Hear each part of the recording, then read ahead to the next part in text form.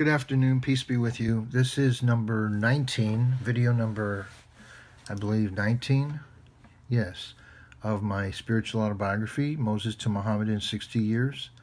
And I got to get used to looking over here instead of over there. There's a red dot here. I keep looking at it, but you're over here. Okay. Moses to Muhammad in 60 Years, my spiritual autobiography.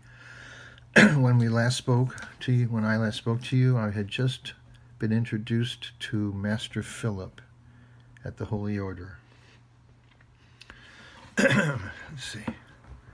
He was a young man with a deep and commanding but controlled and gentle voice, exuded maturity beyond his years, dressed in a very clean white robe, white collar, gold rope sash, and a small onyx silver cross hanging on a cord around his neck, silver-tipped.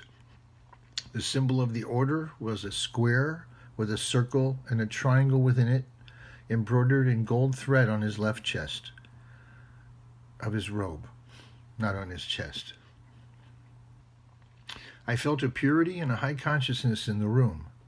He asked me about myself, and I told him a bit. He laughed about something I said, and then something happened that I remember vividly. He disappeared like a Cheshire cat in Alice in Wonderland, and reappeared a few moments later, still laughing. From where I was looking at the situation, this was a very big deal. I wanted to know more about the Christian mysteries that they claimed to teach. I remembered my experience with invisibility in my parents' living room when I was experimenting with the no mind. Between the brother in the sphere of light at the park and now this vanishing experience, I was extremely curious. I remember having read how Jesus, peace be upon him, had sometimes appeared and disappeared. Now these folks claimed to teach the Christian mysteries. I wanted in. The order had brother houses and sister houses for singles, and also had quarters for married folks with families. There were spiritual ranks that were denoted by the color of one's robe. A stripe or lack of one was on our white ministerial collars. If we were like a cadet instead of a priest, if we were a brother, there were just ranks. Titles such as brother, sister, reverend, and master. These levels were determined by a council of their teachers who claimed to bring our souls through solar initiations. My level was brother. I was working toward the priesthood, and I had attended or been bestowed with the 9th solar initiation, also known as the illumination of the soul. When this initiation took place in a ritual ceremony, I did see light in my head with my eyes closed, as if the sun was rising inside my head from behind my brain, and I tasted a very sweet taste, and not from any food. I also experienced that years later during meditation under the direction of a teacher I had met, an Eastern teacher I had met after I left the order. And I have seen that same light and tasted that same sweetness since becoming Muslim.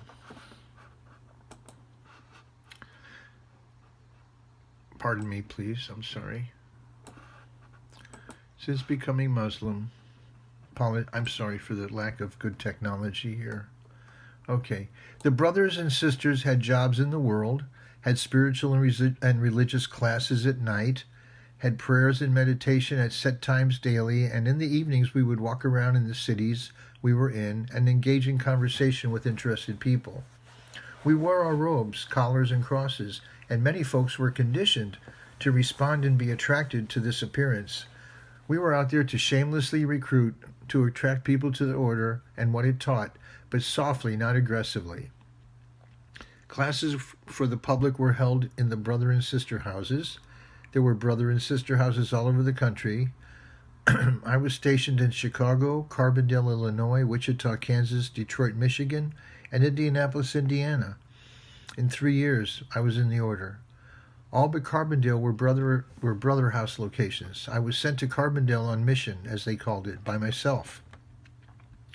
During my time in the order, a new part of it manifested where brothers on mission wore brown robes. In Carbondale, I was directed to live it the same as I had lived in the brother houses around the country, which was monastic, and taking care of my life. Working in the daytime and walking around at night, talking to people on the street, inviting people to classes that I would conduct. Um, yeah, okay. I made regular daily prayers, including communion. I had a little purple velvet lined case with a silver cup and plate. We used grape juice and kosher matzah. Met with the public. I had a job with a Beechcraft Metal Parts subcontractor and held public classes just as the order held public classes. Kind of a microcosm of the macrocosm. As for Christian lessons and mysteries, there was a lesson plan that began with learning the basics of all the major world religions according to them. Then it got deeper in synchronicity with the drum roll. Excuse me. With the initiations, more into how to create a ball of light in one's palm, how to be a physical instrument of divine healing, where you put your left hand receives and your right hand gives. I think I talk about that, but in case I don't mention it, if you look at the pictures of Jesus, peace be upon him, whether they knew it or not, esoterically, scientifically, the left side receives and the right hand gives. And you see the left hand in the air and the right hand on the body. Things like that. We learn things like that. And I experience things like that. It works.